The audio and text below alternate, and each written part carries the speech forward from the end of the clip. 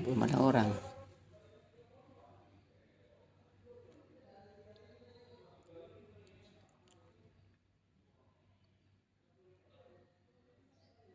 Halo, assalamualaikum.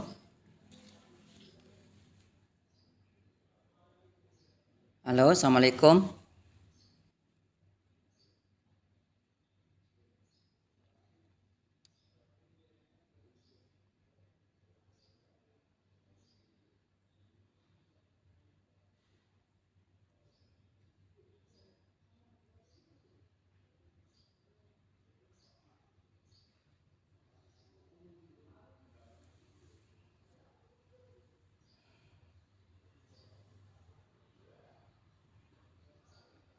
Halo, assalamualaikum.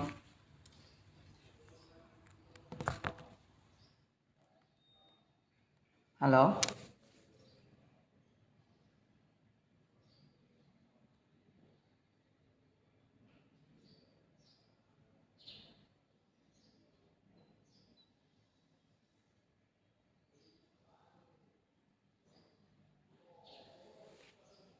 Ada orang ya.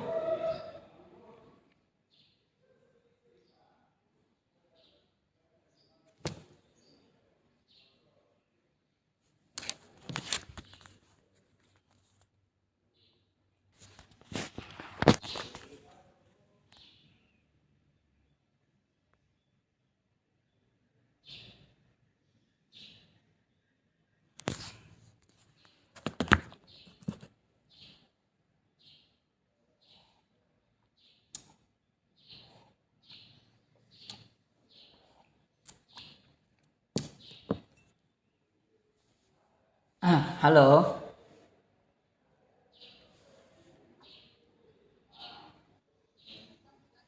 Assalamualaikum.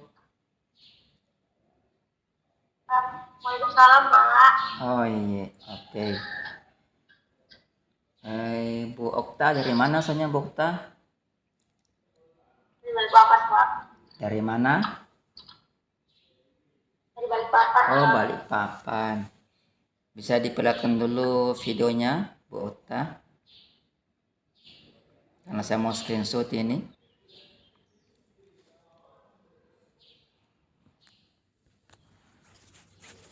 Oh iya. Silakan, Pak. Oh, masih Mbak Toh, segera Ibu. Maaf ya. Tak foto dulu ya, tak Iya, screen. Pak. Nggih, tak screenshot dulu.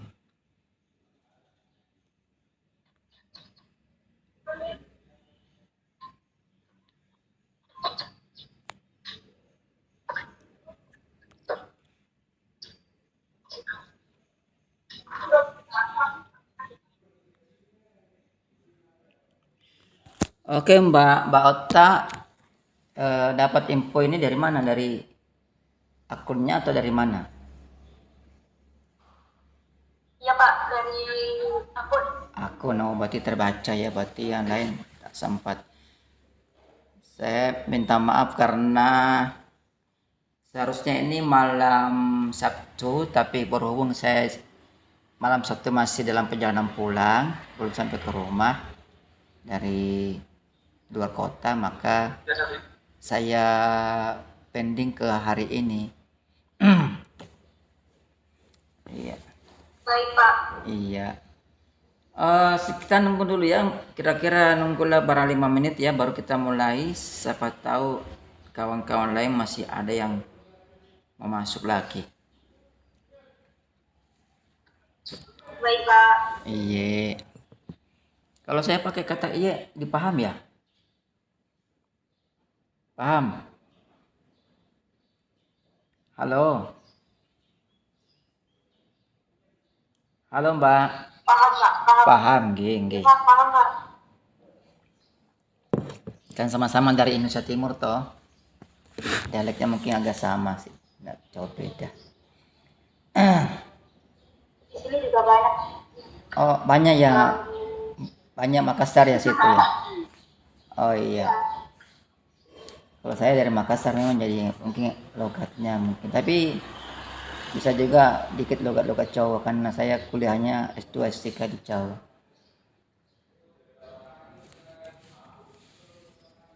Tunggu sampai 8.46 8 lah.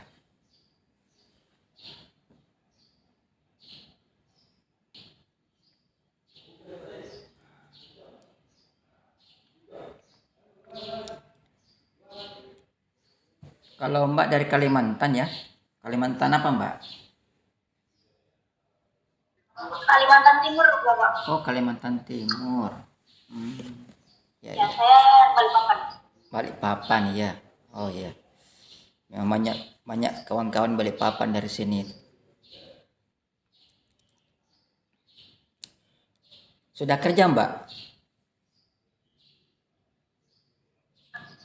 Sudah Bapak, ini sambil bekerja, maaf ya Pak. Oh, nggak apa-apa ya, sambil aja nanti dipasang aja headsetnya kan. Nanti saya terangkan sambil baca sambil kerja aja. Kalau ada hal yang mau ditanyain langsung aja ya, potong. Nggak usah minta izin. Baik Bapak. Oke, lagi 2 menit.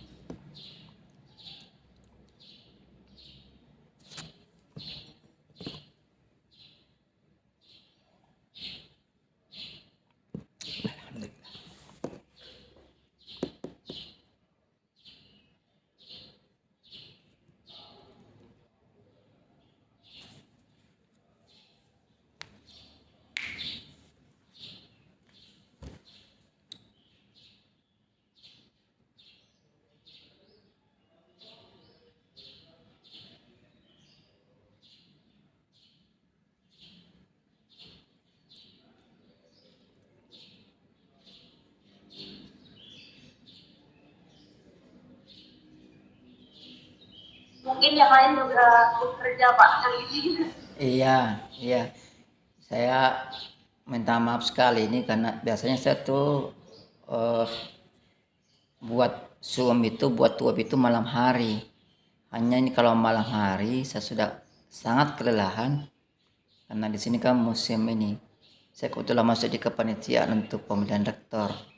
Jadi hari-hari itu full. Malam pun kadang kita pakai untuk meeting, rapat-rapat itu. Jadi takutnya kalau malam kecapean pulang langsung tidur.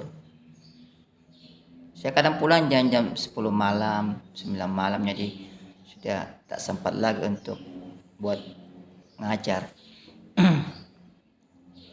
Insya Allah nanti tuh berikutnya saya upayakan malam hari biar semua bisa tampil. Ngomong-ngomong Mbak Ota sudah masukkan tugas belum? Tadi saya lihat baru 2 orang itu. Tapi saya belum buka, baru lihat aja ngintip 2 orang.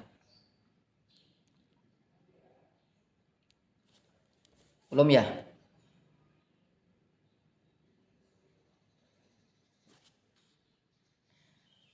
Baik, sudah pukul di jam tangan saya pukul 08.48. Walaupun di laptop masih pukul 8.45, tapi saya pakai jam tangan aja ya. Baik, kita mulai. Bismillah. Assalamualaikum warahmatullahi wabarakatuh.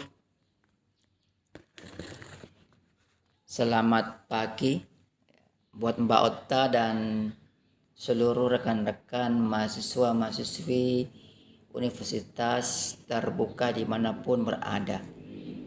Jadi hari ini adalah web untuk mata kuliah karya ilmiah yang pertama. Sebenarnya dijadwalkan di malam Sabtu yang 2 hari yang lalu, tapi karena berhubung kesibukan yang sangat padat sehingga baru hari ini saya sempat melakukannya. Jadi judul materi kita pada hari ini adalah pemantapan konsep dan ketentuan artikel ilmiah. Sebenarnya ini sudah ada di materinya di akun masing-masing. Jadi saya ini hanya bersifat pelengkap saja.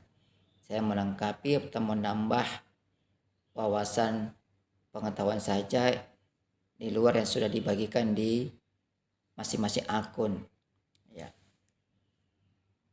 Jadi saya mengambil ini mungkin agak beda dengan artikel materi yang diberikan, tapi pada intinya sama.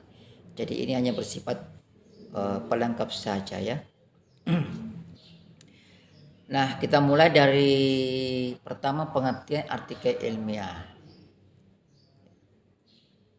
Jadi sebelum masuk ke dalam artikel ilmiah, terlebih dahulu kita harus paham dulu apa itu artikel ilmiah. Gitu ya, supaya nanti kedepannya bisa lebih mudah lagi untuk menulis sebuah artikel ilmiah. Artikel ilmiah itu secara umum ya adalah karya tulis yang berisi hasil penelitian. Itu yang poin pertama, hasil penelitian, gagasan atau kajian yang disusun secara sistematis berdasarkan metode ilmiah dan dipublikasikan dalam jurnal atau proceeding ilmiah. Kemudian bertujuan untuk dikomunikasikan kepada komunitas akademik. Itu gambaran umum tentang pengertian dari artikel ilmiah. Dari gambaran umum ini, maka kita dapat ambil suatu kesimpulan bahwa suatu artikel ilmiah itu haruslah berangkat dari sebuah hasil penelitian. Jadi Mbak Ota dan semuanya yang belum sempat hadir, karena nanti silakan ditonton ya, nanti saya bikin di YouTube-nya ini. Jadi bisa yang tidak sempat hadir bisa menonton di sini. Nanti ada siaran ulangnya. Baik, Pak. Iya. Jadi dalam menulis artikel ilmiah itu harus dari penelitian. Jadi jangan asal menulis. Jangan asal membuat kalimat-kalimat dalam tulisan, tapi harus punya data dan punya referensi. Ya, punya data dan punya referensi. Saya membagi istilah data dan referensi. Ya, ini dua hal yang berbeda, jangan disalahartikan. Data itu berarti semua informasi. Ya, referensi juga informasi. Ya, tapi tidak semua informasi kita anggap sebagai referensi. Apa pembedanya? Kalau data itu adalah informasi dari mana saja. Dari koran bisa, dari wawancara boleh, ya, itu namanya data. Tapi kalau referensi itu hanya sebatas dia informasi, tapi sumbernya dari apa istilahnya? Dari hasil penelitian. Misalnya buku itu referensi, ya. Isinya juga data, informasi, ya. Jurnal-jurnal atau tulisan-tulisan pendahulu yang sudah dipublikasikan itu referensi. Jadi dibedakan data dan referensi. Nah, dalam penelitian, dalam artikel ilmiah yang baik, tentu kita selalu menggunakan referensi. Karena referensi itu tidak bersifat opini. Kalau data dia masih sifatnya opini, masih sifatnya opini. Jadi data dan referensi harus digabungkan. Ya. Jadi saya berharap dalam penulisan karya ilmiah ini maka referensinya harus banyak, ya, harus jelas. Karena referensi itu yang mengukur tingkat keakuratan penelitian kita. Nah, dalam artikel ilmiah kita harus juga memperhatikan ciri-cirinya. Jadi ciri-ciri yang pertama adalah objektif. Ya, objektif. Jadi objektif artinya berdasarkan fakta dan ya data yang sifatnya referensi, ya. Berdasarkan fakta, bukan opini subjektif. Jadi jangan dalam suatu karya ilmiah hindarkan pendapat sendiri, ya. Tapi semua pendapat itu muncul dari olah-olahan fakta, ya. Kemudian logis, artinya argumentasi tersusun secara runtut dan koheren, ya. Runtut dan koheren. Jadi runtut artinya dia itu memang tersusun dengan rapi, artinya diurut, ya, dari hal yang terkecil sampai hal terbesar. Jadi ada urutan-urutannya. Jadi bukan bolak-balik ya, itu logis. Nah, sistematis ini artinya bahwa artikel itu disusun berdasarkan susunan penulisan yang benar, ya. Susunan penulisan benar itu sudah ada, memang panduannya. Jadi Mbak Ota dan yang lainnya dalam menulis artikel ilmiah itu harus berpegang kepada panduan penulisan karya ilmiah ditentukan oleh UT. Atau kalau mau menulis dengan ini memang Mbak Ota dan lainnya mau menerbitkan di dalam jurnal yang jurnal mau dipublishkan, maka kita harus mengikuti panduan dari jurnal itu. Ada namanya memang dalam jurnal itu setiap jurnal ada panduannya ya. Nanti kita terus saja panduannya. Bagaimana susunan katanya, mulai dari mana itu diikuti. Kalau memang mau diterbitkan di salah satu jurnal. Kemudian ciri berikutnya adalah empiris, ya. Empiris ini didasarkan pada pengamatan yang eksperimen nyata. Jadi sama tadi objektif ya, baku gandeng ini objektif dan empiris. Jadi didasarkan pada pengamatan atau eksperimen nyata. Nah, yang perlu dipahami bahwa empiris ini ya, ini bisa dilakukan pada karya penelitian yang sifatnya empiris, bisa pula dilakukan pada penelitian yang sifatnya normatif. Hanya kalau normatif tidak wajib ya, tidak wajib melakukan pengamatan ya, sifatnya fakultatif.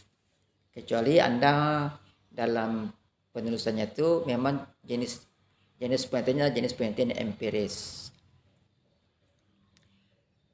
Kemudian jenis-jenis artikel ilmiah ini sering kalau Mbak Ota dan lainnya memasukkan jurnal dalam salah satu penerbit jurnal ya. Ini biasa akan ditemukan ini. Yang pertama adalah research artikel. Ya.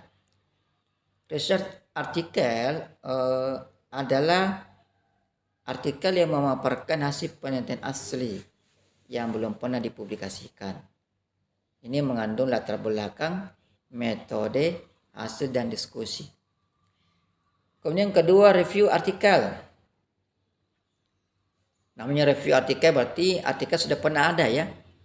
Itu review artinya kalau terjemahan dalam bahasa Indonesia menampilkan ulang.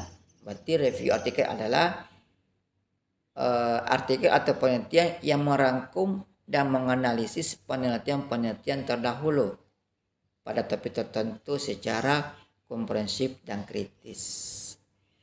Kemudian ketiga, short communication. Ini artinya artikel ringkas yang menyajikan temuan awal atau data yang perlu segera dikomunikasikan. Kemudian yang keempat adalah conference paper. Artinya artikel yang dipresentasikan dalam konferensi. Ya, dipresentasikan dalam konferensi ilmiah dan diterbitkan dalam proceeding seminar atau konferensi. Biasa yang kita temukan itu paling banyak adalah research artikel. Jadi kalau dalam sudah punya draft penelitian, draft artikel, kemudian mau submit ke salah satu jurnal yang terindeks Syntactus Scopus, biasanya itu diminta ini, disuruh milih ya. Biasanya paling banyak adalah research artikel. Ngomong-ngomong, ini sudah ada punya nggak? Mbak Ota sudah punya nggak jurnal? Sudah punya tujuan jurnal mau terbit di mana? Belum ya? Nanti cari ya, nantilah tuh berikutnya baru kita akan saya bantu mencarikan penerbit jurnal yang tercinta ya, yang terindeks Sinta. Nah, kemudian ya, ada pertanyaan? Kalau ilmiahnya masuk ke hukum hukum perdata dan pidana ya. Apanya? Masuk pilih salah satunya, memang dua-duanya. Oh, enggak, ini bebas kok. Iya, bebas. Tergantung, ini kan saya tidak tahu kalau di UT ya, apakah UT dari awal ada pemisahan peminatan atau tidak. Tapi kalau di sini di kampus saya itu eh, pemisahan peminatan dalam hukum itu nanti dilakukan setelah penulisan tugas akhir. Ya. Arjo kampus sih yang dari awal sudah memisahkan. Dan sebenarnya hukum itu kan bukan pemisahan jurusan. Hukum tidak mengenal jurusan. Oh, selamat datang Mbak Putu. Mbak Putu Pradiana, selamat datang. Jadi nanti tergantung Jadi bebas ya bebas. Ya. artikel. Artikelnya bebas, mau perdata, mau pidana, mau HTN, bebas. Iya. Sukanya mana? Baik. Iya. Kalau di kampus saya ya, tapi coba nanti dicari-cari tahu bagaimana kalau universitas terbuka, apakah memang dari awal sudah ada pemisahan peminatan. Kalau di kampus, kebanyakan kampus Fakultas Hukum itu nanti dipisah peminatannya di akhir, di tugas akhir. Selamat datang juga buat Nia Aska ya. Selamat datang Nia Aska.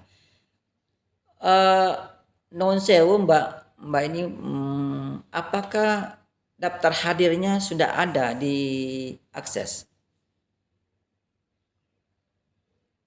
Halo? Karena tadi saya cari-cari di akun saya kok hilang ya.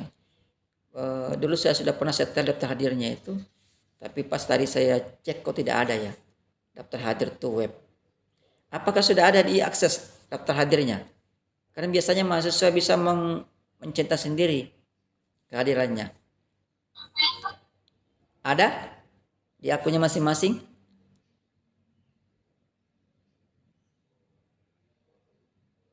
Oh, ini Mas Putu toh, maaf. Sekarang Mbak, sorry.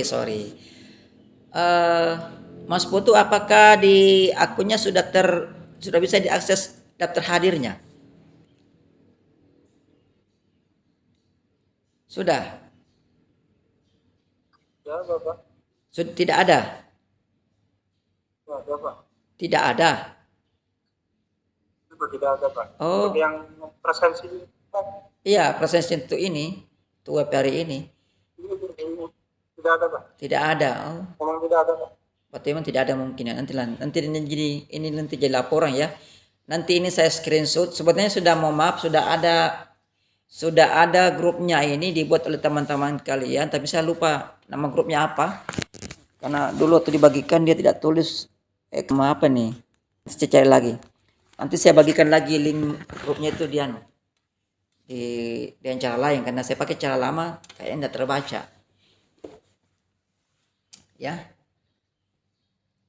Ya, nanti saya bagikan nanti ini hasil videonya nanti ada di YouTube. Jadi kalau nanti ada pertanyaan dari UT bahwa Bapak Ibu tidak hadir, nanti jadi bukti. Ya. Jadi namanya dirubah-rubah ya, namanya harus sesuai dengan nama presensi. Baik, kita lanjut. Selamat datang Mas Putu dan Mbak Nia Aska. Kita lanjut pada struktur artikel ilmiah. Ini umumnya ya. Yang pertama itu adalah judul. Ya. Judul dan abstrak. Ya. Judul ini mencerminkan isi artikel. Jadi jangan mengambil judul perdata tapi isinya pidana, ya.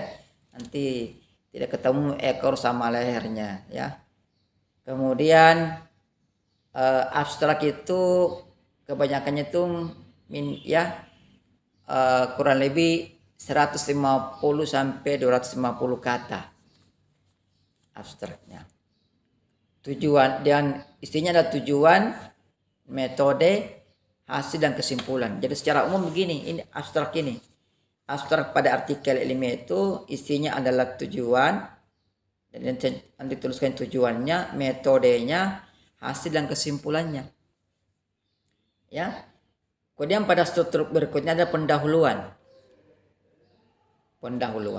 Nah, pendahuluan itu isinya adalah latar belakang masalah, rumusan masalah, tujuan penelitian, dan tinjauan pustaka secara ringkas. Ya, ini umumnya. Nanti bisa lagi melihat di jurnal yang mau ditempatin untuk publish. Ya, namanya apa? Nanti kalau kalian mau submit satu jurnal, di-download dulu template-nya. Nah, di template itu ada ininya, ada struktur artikel ilmiahnya, diikuti saja. Ini secara umum ya. Tapi lebih khusus lagi, biasa setiap penerbit itu beda-beda. Tapi ini umum saya berikan dulu. Nah, di pendahuluan pada bagian latar belakang masalah, ini jangan latar belakang masalah itu adalah hal-hal yang menyebabkan Anda menulis karya ilmiah itu. Apa penyebabnya? Dan penyebabnya cuma satu, bahwa di dalam penelitian saudara itu ada masalah yang muncul. Jadi banyak mahasiswa yang kadang salah paham. Kalau tanya masalah apa masalahnya penting, yang dia utarakan itu adalah masalah sosial. Enggak, tidak seperti itu. Tapi yang diuraikan di situ adalah ada tabrakan, ya, ada tabrakan antara dasolen bukan bersolek ya, dasolen itu artinya kalau kita terjemahkan apa yang seharusnya, atau dalam lebih gampangnya dipahami, dasolen itu adalah harapan. Agar lebih mudah dipahami lagi, harapan itu tertuang di mana? Harapan itu tertuang di dalam cita-cita atau asas, atau lebih konkretnya lagi, dia dapat tertuang dalam peraturan perundang-undangan. Nah, seperti itu. Jadi itu uraian. Kalau Bapak Ibu menguraikan, kalau mau cari masalahnya, oh ini loh masalahnya, caranya adalah uraikan dulu pasal atau asas yang menjadi pijakan kita dalam meneliti. Uraikan dulu, kemudian setelah itu Anda benturkan dengan fakta yang ada. Nah, itu baru masalah namanya, masalah penelitian. Ya, saya berikan contoh bagi yang perdata karena bidang saya perdata. Saya berikan contoh. Kita ingin membuat penelitian, kita lihat fakta di lapangan. Oh, di lapangan ini banyak ibu-ibu lagi ya, tapi kebanyakan sih. Ya, contoh apa? Ibu-ibu rumah tangga ini tiap kali datang koperasi ngambil atau klewer ya. Ya. Apakah istilahnya kalau di kampungnya mas ini? Misalnya klewer ya. Kalau saya di sini kita panggil klewer itu ya, mas koperasi itu. Datang nawarin utang 100.000, 200.000 sampai ada 1 juta, 2 juta. Ibu-ibu ambil semua. Ambil ya. Tapi setelah ambil, sebagai ibu-ibu lari kabur ya. Ada yang meninggalkan rumahnya ketika jam penagihan ke pasar.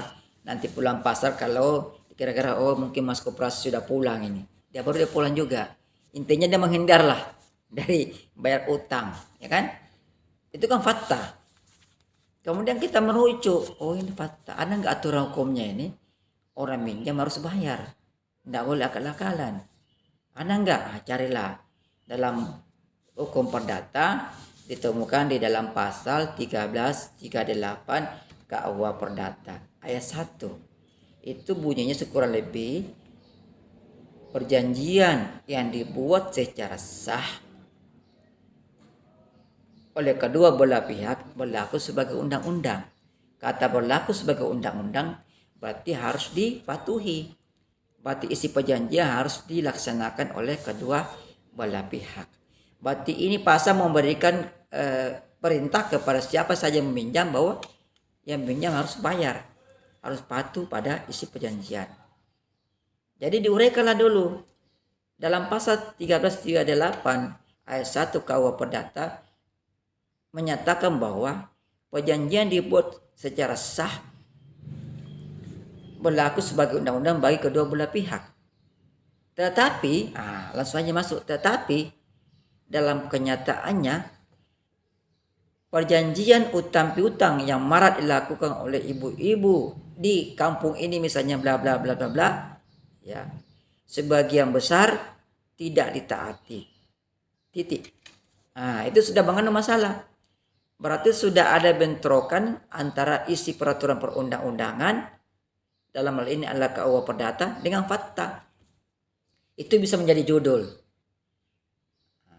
Ini trik lagi dalam menentukan judul suatu penelitian. Jangan sekali-kali membuat judul dulu baru mencari masalah. Nanti kebingungan itu, apa masalahnya ini?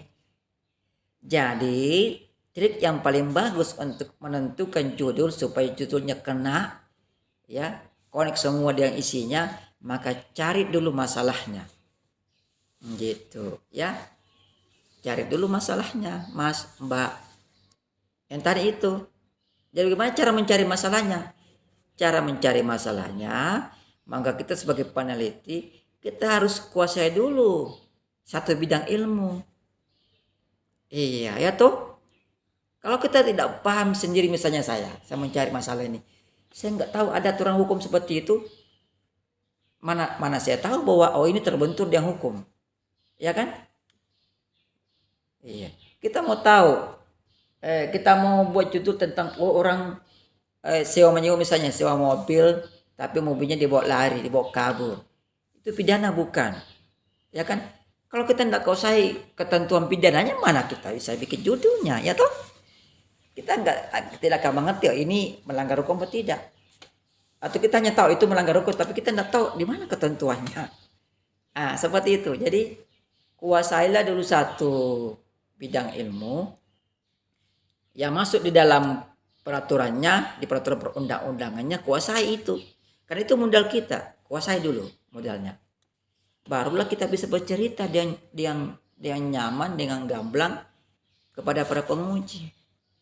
Dan membuat judulnya. Jadi judulnya tidak asal-asalan dibuat. Jadi judul itu, mohon maaf, walaupun dia menjadi struktur artikel ilmiah yang pertama, bukan berarti bahwa dia yang pertama harus dibuat. Tidak. Kalau saya enggak, saya begitu. Saya cari dulu masalah apa sih masalahnya ini. Jadi saya kuasai dulu. Saya bidang perdata. Saya lebih senang di perjanjian. Jalan-jalan. Ini kok ini. Iya, cocok. Ada yang sewa rental mobil. Ya, dalam perjanjian dinyatakan bahwa isi BBM mobil harus kembali ke semula. Tapi banyak yang memiliki mobil tapi sudah warna merah tanda BBM-nya. Itu kan pelang, ini kan berarti tidak boleh. Saya cari lagi. Ada nggak ketentuan dalam KUH Perdata yang dilanggar? Ternyata pasti 338.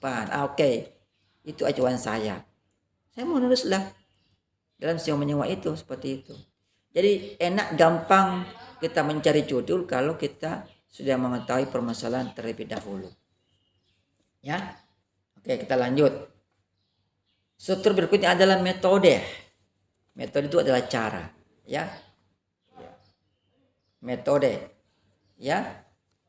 Jadi metode ini meliputi desain penelitian, instrumen pengumpulan data, dan teknik analisis data secara rinci.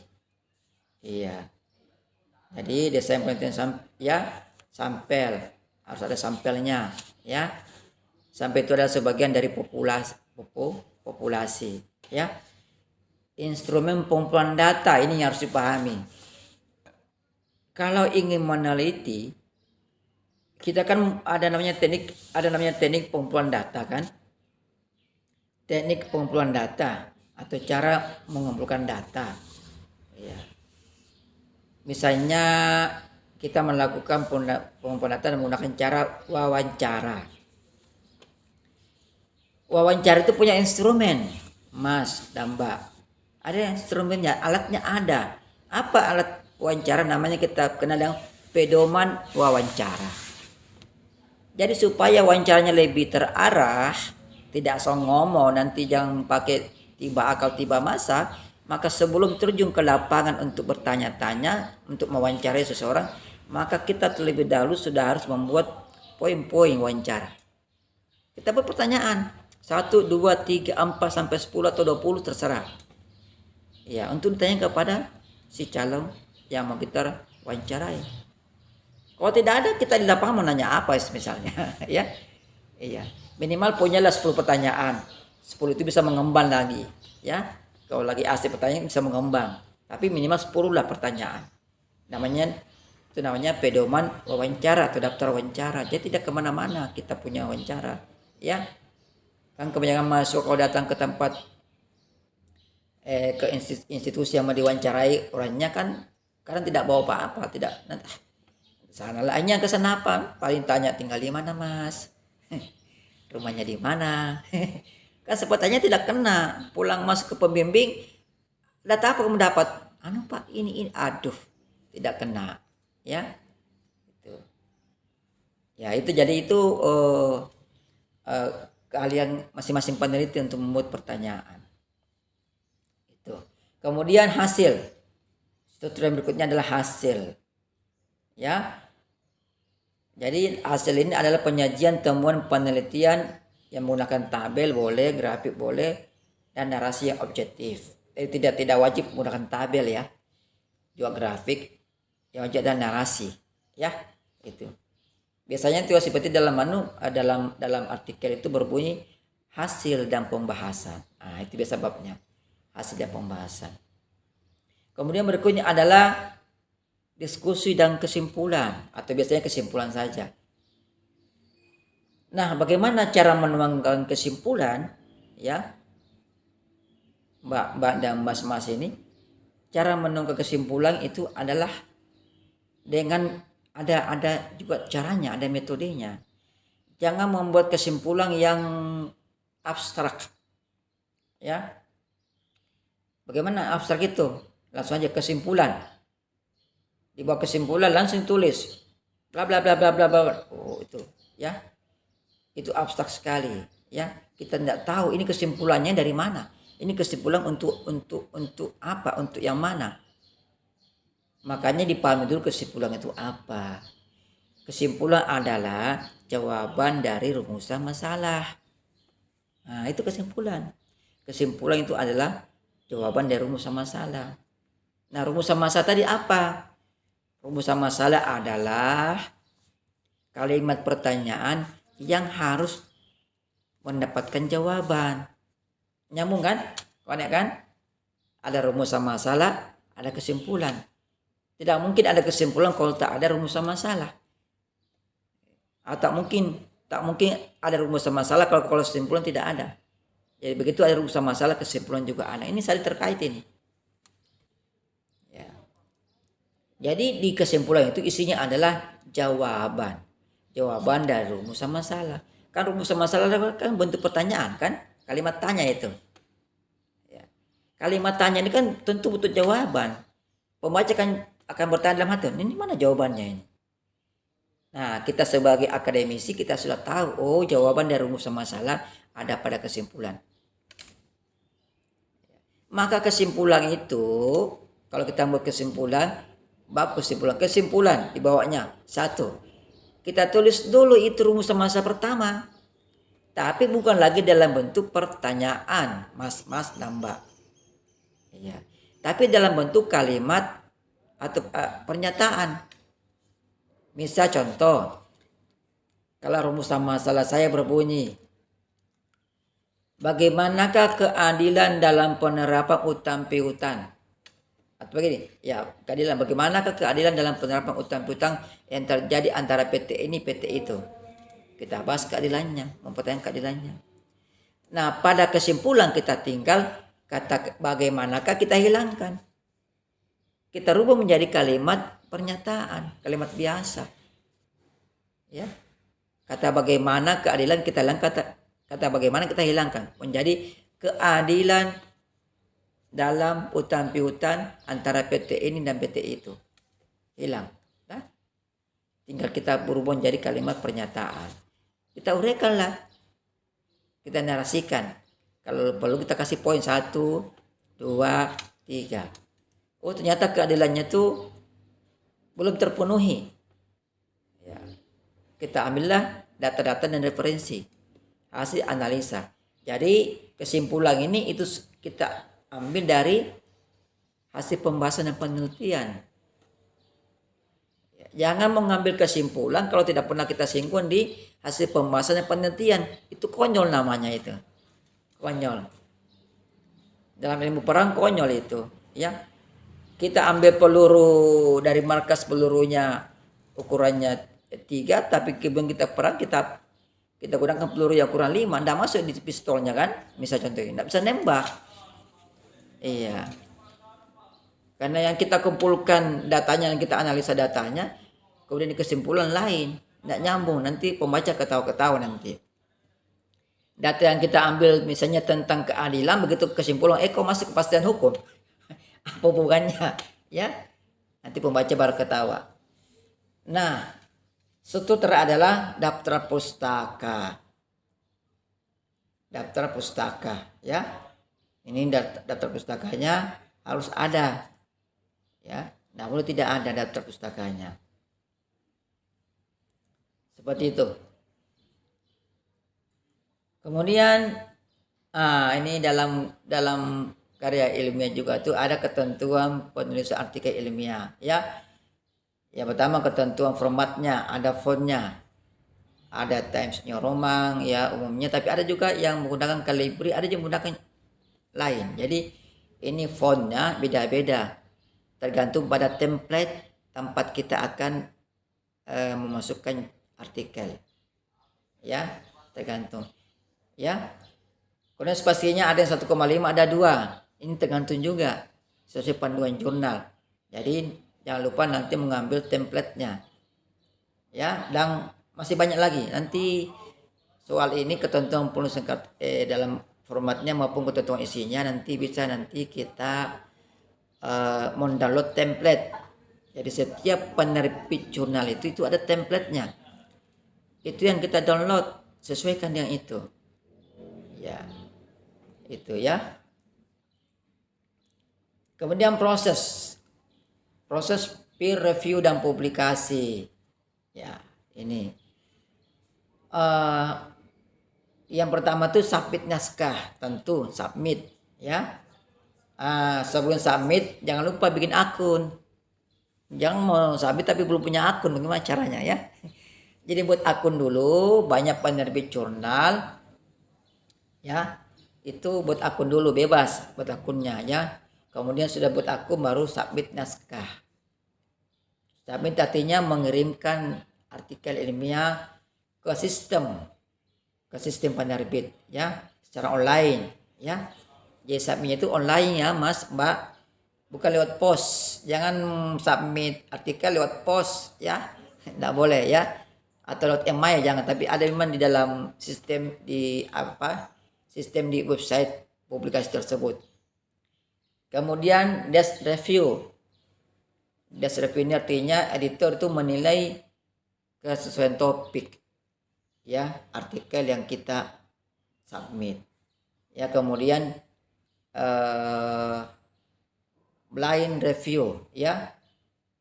Ini blind review adalah penilaian dari tim reviewer terkait substansi, metodologi maupun kontribusi ilmiah secara anonim. Jadi Bapak Ibu tidak akan tahu siapa reviewernya. Ya memang ini penerbit tidak memberitahu Bapak Ibu. Karena aku ditahu bahaya. Nanti nelpon-nelponan lagi ya. Jadi rahasia. Kemudian revisi. Nah setelah masuk di reviewer, ya revisi ada. Ya revisi. Biasanya tuh revisinya itu terkait paling banyak itu karena biasa terkadang kita salah menulis jurnal itu tidak sesuai dengan template-nya. Ya. Tapi ini bagus Mas, yang Mbak bagus ya. Sekedar informasi bahwa revisi ini diperlukan. Karena ada juga jurnal kadang tidak revisi langsung terbit. Ya. Jadi lebih bagus kalau kita memasukkan submit naskah Bagusnya kita WA saja editornya, minta itu revisi, ya. Kemudian keputusan, nah, keputusan dari editor, ya. Ini nanti akan disurati, namanya LOA, ya. LOA itu singkat dari Letter of Agreement, artinya surat persetujuan untuk publish. Jadi kalau sudah ada LOA-nya, Mas dan Mbak-mbak, itu sudah kemungkinan besar publish, asalkan apa? Bayar, Mas dan Mbak, ya. Bayar. Karena LOA itu biasa diikuti dengan jumlah uang nominal yang harus dibayarkan. Ya memang ini, ya ini kita Indonesia ini publikasi banyak ini ada sedikit unsur bisnisnya sih, karena kita harus bayar. Kemudian publikasi, yang terakhir publikasi, ya. Jadi publikasi itu naskah yang tadi sudah submit, sudah melalui proses itu diterbitkan di website mereka. Jadi jangan lupa, ya, link tempat kita terbit itu kalau perlu di copy, disimpan, ya. Kayak itu menjadi bukti, jadi bisa dilacak secara online, bukti bahwa kita sudah terbit di situ. Nah kemudian dalam artikel ini juga ada, kita diminta untuk gaya citasi dan penulisan referensi. Ini juga Bapak Ibu gaya citasinya, ya, macam-macam, ya. Tapi nanti lagi-lagi ada pengaturannya dalam template tulisannya, ya. Jadi setiap jurnal yang kita mau masuki agar terbit itu ada template-nya, dan diatur juga sini gaya citasi dan penulisan referensinya. Nah, dalam karya ilmiah ada beberapa hal yang biasa secara umum dilakukan oleh para penulis, ya. Ini dihindari, ya. Yang pertama plagiarisme. Ini plagiat ini, ya. Plagiat itu Mas dan Mbak itu ada dua jenis. Ada plagiat terhadap diri sendiri, ada plagiat terhadap orang lain. Jadi plagiat terhadap diri sendiri itu artinya adalah mengcopy paste tulisan sendiri. Ini juga dilarang. Mengcopy paste tulisan sendiri, ya. Apalagi kalau yang di copy paste itu kalimatnya persis sama, ya, persis sama dan jumlahnya satu halaman. Jangan coba-coba, ya. Walaupun diri sendiri tidak boleh. Waalaikumsalam. Oh silakan. Kemudian plagiarisme atau plagiat mengcopy paste tulisan orang. Ini lebih-lebih tidak boleh. Jadi usulan saya kalau ingin karena kita butuh referensi, ya, tetap butuh referensi. Kalau ingin mengutip pendapat salah satu penulis dalam artikel ilmiah yang lain, maka jangan gunakan jangan gunakan kutipan langsung. Jangan menggunakan kutipan langsung, tapi gunakanlah kutipan tidak langsung. Untuk apa? Tujuannya untuk apa? Tujuannya untuk menghindari tingkat kesamaan yang tinggi. Jadi ambil saja 2-3 kata dari situ. Kemudian kutip, dari buku ini, dari jurnal ini. Nah, bagaimana cara menghindari plagiarisme ini? Kita menggunakan alat, ya, mungkin sudah tahu semua, Turnitin. Jadi Bapak Ibu sebelum melakukan submit ke jurnal itu harus diturnitin dulu. Dan saya sarankan jangan menggunakan Turnitin yang akun mahasiswa, ya. Jangan pakai itu. Bahaya kalau pakai akun mahasiswa. Kenapa kalau pakai akun mahasiswa? Kalau Anda pakai akun mahasiswa, maka artikel Anda itu akan tercopy banyak, berganda-ganda. Ya. Turnitin hari ini oke, kesamaannya sekian. Kalian besok turnitin lagi, itu tersimpan. Hanya menjadi banyak dan tersebar di mana-mana. Jadi walaupun turnitin tempat lain tetap juga muncul. Ya, bayangkan kalau kalian turnitin 5 kali, maka 5 kali tercopy. maka kesamaannya lebih tinggi lagi. Jadi jangan menggunakan Turnitin akun mahasiswa ya. Pakai yang berbayar lah ya. Pakai yang berbayar, menggunakan Turnitin akun apa nih? Apa istilah lagi? Tentor apalah yang ya yang non mahasiswa ya, yang berbayar lah, yang pakai yang gratisan. Ya. Kemudian kesalahan berikutnya adalah citasi tidak tepat. Ini tadi saya bilang ini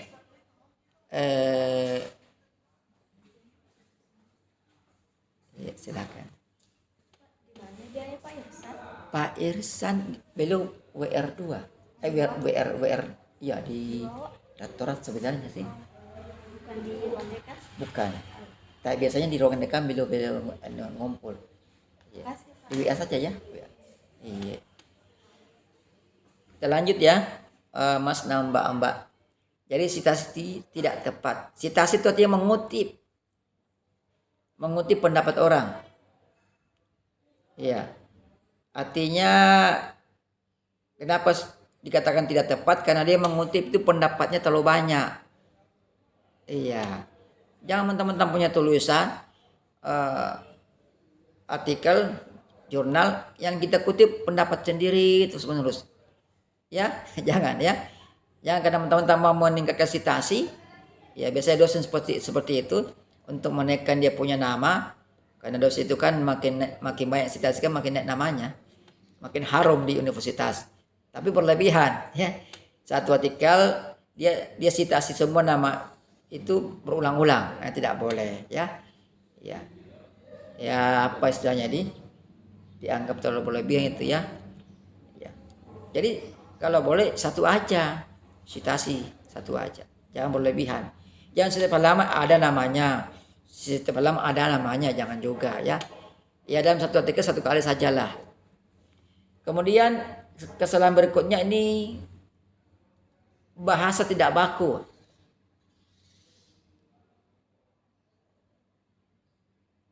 Ya, ini bahasa tidak baku ya.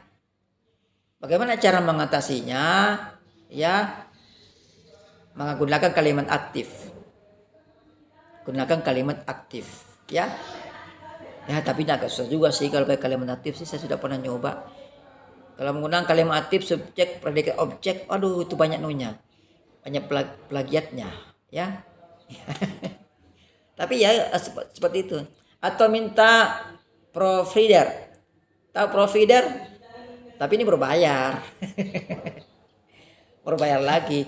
Biasanya biasanya jurnal-jurnal yang sudah bagus itu dia menyediakan jasa provider. Jadi kalau kita mau nulis di jurnal yang terindeks Scopus internasional, biasanya mereka menyediakan provider. Jadi memang ada provider yang sudah menyediakan, dia mengatur bahasa-bahasanya. Ya. Tapi berbayar ya. Tapi bagus ya. Daripada kita sendiri kerja capek buang waktu ya, apalagi ada kerjaan juga ini, mendingan kita minta provider aja. Kemudian ini metodologi lemah, ini kadang ya. Kemudian abstrak tidak lengkap. Ini kesalahan yang sering terjadi juga. Abstrak tidak lengkap. Jadi abstrak itu ya kita ikuti saja template-nya ya, karena tata cara penulisan abstrak juga itu juga diterangkan di dalam template sebuah jurnal yang menjadi penerbit ya. Kemudian format tidak sesuai. Nah ini format tidak sesuai, ini juga gampang cara mengatasinya, ikuti aja template-nya ya. Formatnya bisa batik penulisannya, fontnya, besar kecilnya, ya itu semua berkaitan dengan format. Jadi supaya lebih aman, lebih safety, maka ikuti saja template jurnal yang akan kita submit itu aman. Kemudian susunan terakhir adalah tentu ada daftar referensi ya, daftar referensi. Jadi jangan menulis karya ilmiah tapi tidak ada daftar referensinya. Ya. Nah, itu hari ini. Sekian dan terima kasih. Ya. Saya ingin menyampaikan bahwa ingat menulis itu bukan hanya tentang mengungkapkan pikiran, tapi tentang menyumbangkan pengetahuan untuk kemajuan ilmu. Ya. Jadi dicamkan membaik bahwa menulis bukan hanya untuk mengungkapkan pikiran kita, tapi itu juga ada sumbansi kita kepada kemajuan ilmu pengetahuan. Jadi tulislah karya ilmu sebaik mungkin. Jangan malas Bapak Ibu ya. Mbak-mbak Namas, jangan malas. Baik, sekian untuk hari ini, sampai jumpa. Jangan lupa ingat sudah ada tugas satunya. Tadi saya intip-intip baru 2 orang loh yang masukkan tugas. Oke, Mbak Nisa, nanti saya cari linknya, link grupnya. Saya cari dulu. Kemarin ada yang buat, teman kalian yang membuat, tapi kayaknya teman kalian itu tidak masuk ini, tidak masuk ikut tuap ini. Saya cari dulu ya linknya, baru saya bagikan di sini. Saya bagikan di bagian sini. Mudah-mudahan dilihat semua nanti. Baik, terima kasih. Mohon maaf atas segala kekurangan. Insya Allah kita jumpa lagi. Bimbingan berikutnya sebenarnya mulai online, Mbak. Ya, Mbak Nia apa ya? Mbak Nia Aska. Ya. Dan jadi bimbingannya online saja di sini, di tuap ini. Jadi sebenarnya tuap itu berfungsi untuk bimbingan. Jadi nanti tuap kedua kita akan bahas artikel yang Mbak Damas masukkan. Mungkin agak lama 2 jam karena kita bahas satu persatu. Iya, itu ya. Jadi itulah gunanya ikut tuap ini. Tuap kali ini masih bersifat materi, tuap berikutnya mungkin bersifat bimbingan. Jadi satu-satu akan saya review artikelnya, akan saya sebutkan apa perbaikannya kalau ada ya. Itu. Silakan masukkan dulu. Saya tunggu dulu tugas pertamanya karena saya tidak bisa membimbing Bapak Ibu, Mbak ini kalau tidak masukkan tugasnya. Nanti apa yang mau saya bimbing kalau tidak ada tugasnya, ya seperti itu. Nanti koresinya akan saya tulis jadi di tuap ini. Ini koresinya seperti ini ya, ya. Tapi saya akan bimbing secara umum ya, Mas dan Mbak. Nanti lebihnya ikuti saja template tempat kita akan memasukkan jurnal. Sekian saya mau izin pamit. Sekian dari saya. Wassalamualaikum warahmatullahi wabarakatuh. Tolong ditampilkan dulu videonya. Silakan ditampilkan videonya, akan saya foto ini bukti kehadiran Bapak Ibu. Ya.